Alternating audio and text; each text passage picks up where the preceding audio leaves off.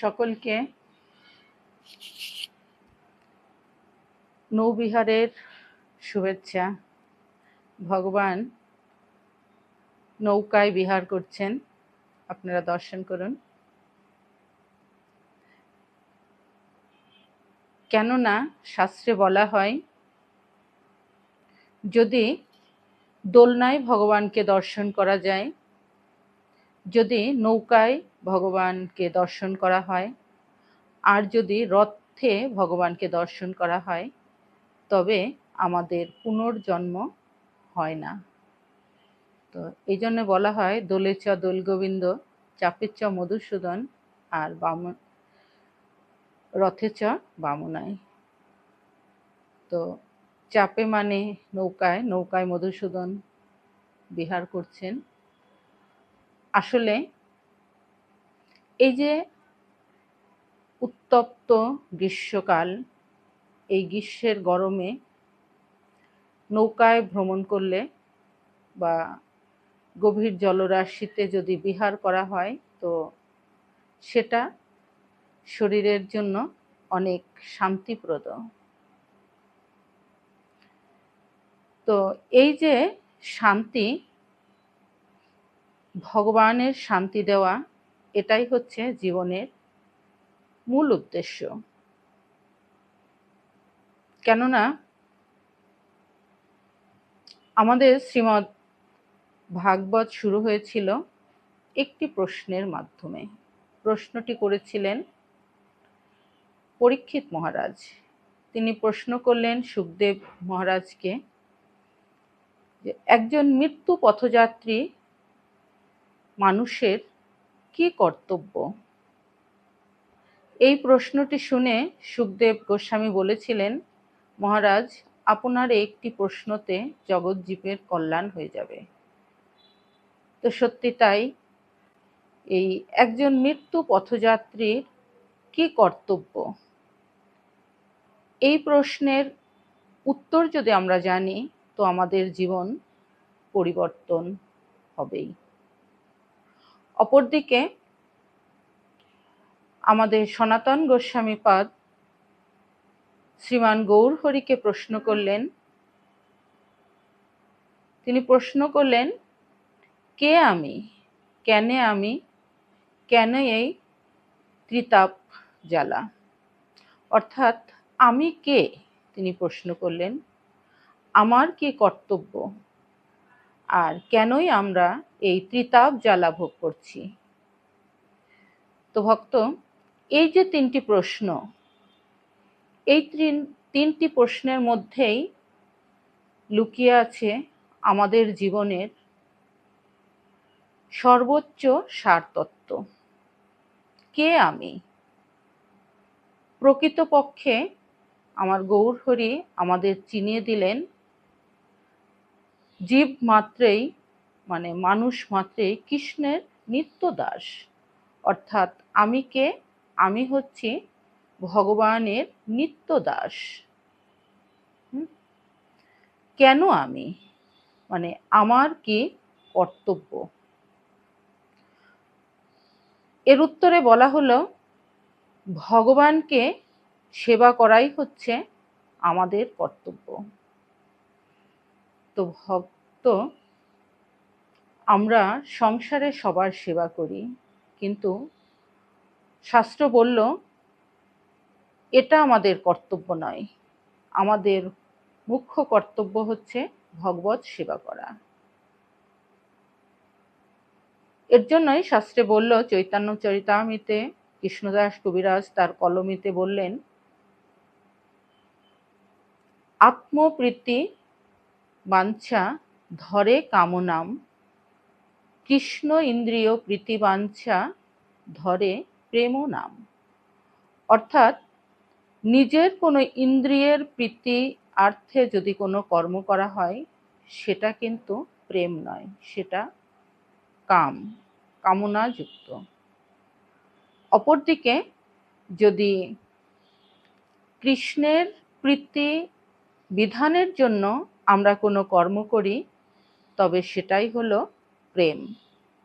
যেমন এই মুহূর্তে আমরা ভগবানের প্রীতির জন্য ভগবানকে নৌকায় বসিয়ে বিহার করাচ্ছি। এতে ভগবানের অভূতপূর্ব সুখ হচ্ছে। এটাই হচ্ছে আমাদের কাজ বা কাম। তারপরে সনাতন গোস্বামী ৩ নম্বর প্রশ্ন করেছিলেন, কেনে এই ত্রিতাপ জ্বালা? তার উত্তরে কৃষ্ণদাস কবিরাজজি বলছেন, কৃষ্ণ ভুলে যে জীব অনাদি বহির্মুখ, অতএব মায়া তারে দেয় সংসার দুঃখ। অর্থাৎ আমরা কেন ত্রিতাপ জ্বালা ভোগ করছি? তার উত্তরটি পেলাম, আমরা কৃষ্ণকে ভুলে গেছি। আমরা আমাদের মূল যে কর্তব্য সেটাই আমরা ভুলে গেছি। প্রকৃত কর্মকে আমরা ভুলে গেছি, তাই আমরা দুঃখ ভোগ করছি, ত্রিতাপ জ্বালা ভোগ করছি। তো ভক্ত, আমাদের মূল কর্তব্যই হচ্ছে ভগবানের সেবায় আমাদের এই জীবনটা উৎসর্গ করা, ভগবানের প্রীতি বিধানের জন্য কর্ম করা, আর নিজেকে সর্বদা ভগবানের দাস হিসাবে ভাবা। একজন দাস কি করেন? সে তার মালিকের কথা মতো সব কর্ম সম্পাদন করেন। আপনার গৃহে যে সেবিকাটি আছে বা সেবকটি আছে, তিনি কিন্তু কখনোই আপনার মতের বাইরে গিয়ে কোনো কাজ করেন না। আপনি যে কাজ যেভাবে আদেশ করেন, ও সেই কাজ সেভাবেই সম্পাদন করে। আর যদি না করতে পারে, তো আপনি তাকে বকা দেন বা বরখাস্ত করেন। তো বুঝুন, এই জগৎ পিতা অনাদি আদি গোবিন্দ, তারই যে অংশের অংশ এই জীব সত্তাকে পাঠিয়েছেন তার প্রীতিবিধানের জন্য কর্ম করতে, কিন্তু আমরা এই পৃথিবীতে এসে সেই সব কিছুই ভুলে গেছি। আমরা শাস্ত্রকে অবজ্ঞা করছি, উপেক্ষা করছি, নিজে যাচ্ছে তাই কর্ম করে যাচ্ছি।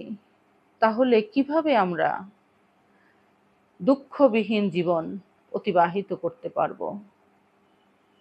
কারণ এই জড়জগতে একজন সেবিকা বা চাকর যদি তার মালিকের কথা না শোনে, মালিক তাকে তার চাকরি থেকে ছাঁটাই করে দেয়,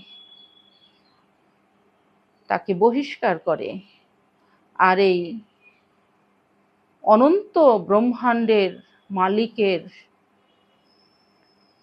ভৃত্য হয়ে আমরা সেই মালিকের আদেশ নির্দেশ, তার দেখানো পথে চলছি না, তাহলে আমরা কিভাবে সুখে থাকতে পারব? কারণ ভগবান তার বাণীতে বলেছেন যে তোমরা সর্বদা আমার অনুগামী হও, আমাকে নমস্কার করো। তোমরা যখন একসঙ্গে থাকবে তখন আমার কথা আলাপন করো, কর্মের মাধ্যমে আমার কথা চিন্তন করো, আমাকে সেবা করো, তাহলেই তোমরা সুখী থাকতে পারবে। কিন্তু সে কথাগুলো কি আমরা মেনে চলছি? তাই ভক্তগণ, অনেক কথাই হলো। এই যে নৌবিহার, এই নৌবিহার ভগবানের যে সমস্ত নৈমিত্তিক কর্ম আছে, নৈমিত্তিক অনুষ্ঠান আছে, সেইগুলির মধ্যে একটি গুরুত্বপূর্ণ এই নৌবিহার অনুষ্ঠান। এই নৌবিহারটি মূলত শুরু হয় অক্ষয় তৃতীয়া থেকে, যে চন্দন যাত্রার দিন থেকে শুরু হয় এবং চন্দন যাত্রা যে 21 দিন থাকে, নৌবিহারটাও 21 দিনই করানো হয়। এতে ভগবানের অভূতপূর্ব আনন্দ হয়। তো ভক্তগণ, আপনারা দর্শন করছেন, দর্শন করুন। গোপাল সোনা নৌকায় উঠেছে। আর আপনারা সবাই নিজ নিজ গৃহে সামর্থ্য অনুযায়ী একটু ভগবানকে সেবা সুখ প্রদান করুন। হরি বল।